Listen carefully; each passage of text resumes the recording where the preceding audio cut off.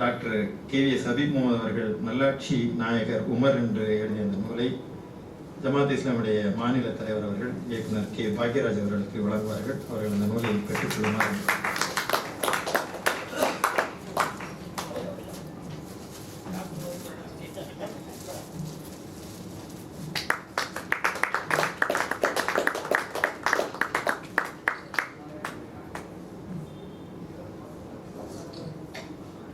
அன்றைக்கு மிக முக்கியமாக K. பாக்யராஜ் அவர்களுடைய படம் வருகிறது என்று சொன்னால் அது எல்லோருக்கும் நகைச்சுவையாகவும் அதே நேரத்திலே சிந்திக்கக்கூடிய வகையிலும் பல வெற்றி திரைப்படங்களை தந்தவர் என்பது மாற்றமல்லாமல் திரைக்கதைக்கு ஒரு புதிய பாதையை இன்னும் சொல்வதானால் திரைக்கதை எழுதுவதிலே பெரும் முன்னோடியாக தமிழ்நாட்டுக்கு மட்டுமல்ல இந்தியாவிற்கே இருக்கக்கூடிய ஒரு அருமையான இயக்குனர், சிறந்த நடிகர், பல துறைகளிலே ஆளுமை செலுத்தியவர். பணிகளுக்கு மத்தியிலே நாளை கூட காலையிலே மஸ்கட் செல்ல வேண்டும். அப்படி நெருக்கடியான பல பணிகளுக்கு மத்தியிலே எங்களுடைய அன்பான அழைப்பை ஏற்று வருகின்றிருக்கின்ற எழுத்தாளர், பத்திரிகையாளர், திரைப்பட இயக்குனர், நடிகர், அன்பு நண்பர் K. பாக்யராஜ் அவர்களை சிறப்புரையாற்ற அன்பு. இந்த பேசுறதுக்கு வாய்ப்பு கிடைச்சது ரொம்ப சந்தோஷமா இருக்கு. கால நேரம் கருதி அதுக்காக எனக்கு ரொம்ப அவகாசம் கம்மியாக இருக்குது. ஏன்னா காலையில் நான் 6 மணிக்கெல்லாம் அங்கே 4 மணிக்கு இருந்துச்சா தான் 6 மணிக்கு பயன் போட்டுக்க முடியும். அதனால் மேடையில் இருக்கும் அனைத்து பொறுப்பாளர்களுக்கும், மரியாதைக்கு முன்னால் இருக்கிறவங்களுக்கும் எல்லாத்துக்குமே என்னுடைய பணிவான வணக்கத்தை தெரிவிச்சுக்கிறேன். இதில் மரியாதைக்குரிய சிக்கந்தர் அவர்கள் பேசும்போதும் தலைவர் பேசும்போதும் நோன்பனுடைய சிறப்பை பற்றி ரொம்ப அழகாக பேசினாங்க. ஆனால் அதுக்கப்புறம் டெல்லியை பற்றி பேச ஆரம்பித்தாங்க. நான் கொஞ்சம் அதில் தூரமாக இருந்தேன்.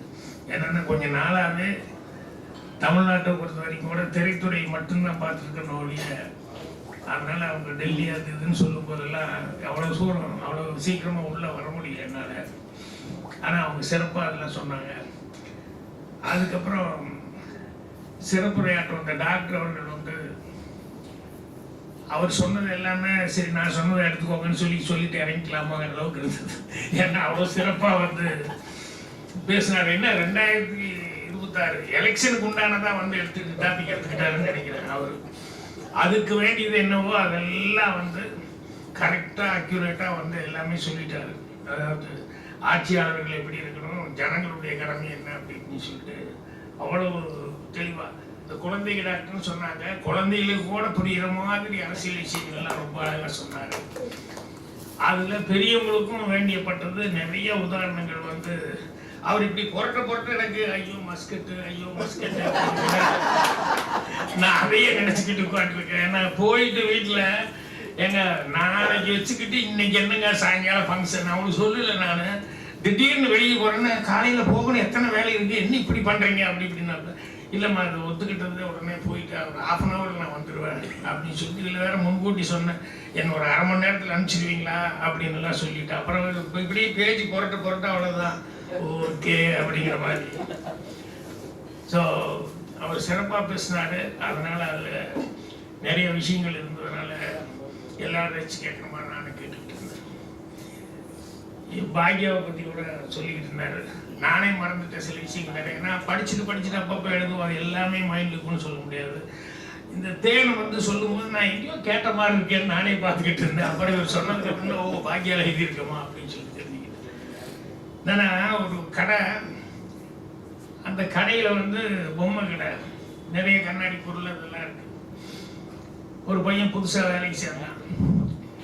வேலைக்கு சேர்ந்து முதல் நாள் அப்புறம் உள்ளே போய் எல்லாம் கொஞ்சம் துடைச்சி வைப்பா அப்படின்னு சொல்லி முதலாளி முன்னால் கல்லால் உட்காந்துட்டு சொன்னார். இவன் போய் ஏதோ ஒன்று எடுத்து துடைக்க ஆரம்பித்தான். டமான்னு ஒரு சத்தம். என்னன்னா அதை போட்டான். அது உடைஞ்ச சத்தம் முதலாளி கேட்டது. டேய் என்னத்தடா உடைச்சி துடைச்ச அப்படின்னு சொல்லி கேட்டாரு. இந்த பையன் அப்படியே சைலண்டாக இருந்தான். உன்னைத்தாண்டா கேட்குறேன், என்னத்தை உடைச்சி தொலைச்ச அப்படின்னா. முதலாளி என் எதிர்காலத்தையே தொலைச்சிட்ட முதலாளி அப்படின்னா. அப்புறம் முதலாளிக்கு ஒரு ஷாக்கு. ஏன்னா கண்ணாடி பொம்மை உடைஞ்சது, கைது வரி உடைஞ்சிருச்சு, தெரியாமல் நடந்துச்சு, இதெல்லாம் பதிலே வரல அவங்ககிட்ட இருந்து. முதலாளி எதிர்காலத்தையும் நான் துடிச்சிட்டேன், இனிமேல் அவ்வளோதான் நம்ம வாழ்க்கை, நமக்கு வேலை இன்னைக்கு இந்த முதல்ல கிடைச்சி முதல் நாளை எப்படி விட்டுறேன் அப்படின்னு சொல்லிட்டு அப்புறம் வந்தவர் பரவாயில்ல அதெல்லாம் க்ளீன் பண்ணி கூட்டிட்டு வேலையை கண்டினியூ பண்ணு அப்படின்னு சொல்லி போனார். ஏன்னா அந்த பதில் அவனை அவன் எவ்வளோ பொறுப்போடு அவன் ஃபீல் பண்ணியிருக்கான் தன்னுடைய தவறு அப்படின்னு சொல்லிட்டு. என்னென்னா எனக்கு எங்கள் ஸ்கூலில் வாத்தியர்கள்லாம் படிப்பு சொல்லி கொடுத்தாங்க, பாடம் சொல்லி கொடுத்தாங்க. அது எனக்கு மைண்டில் சரியாக ஏறல, பாடத்தை சரியாக கற்றுக்கல.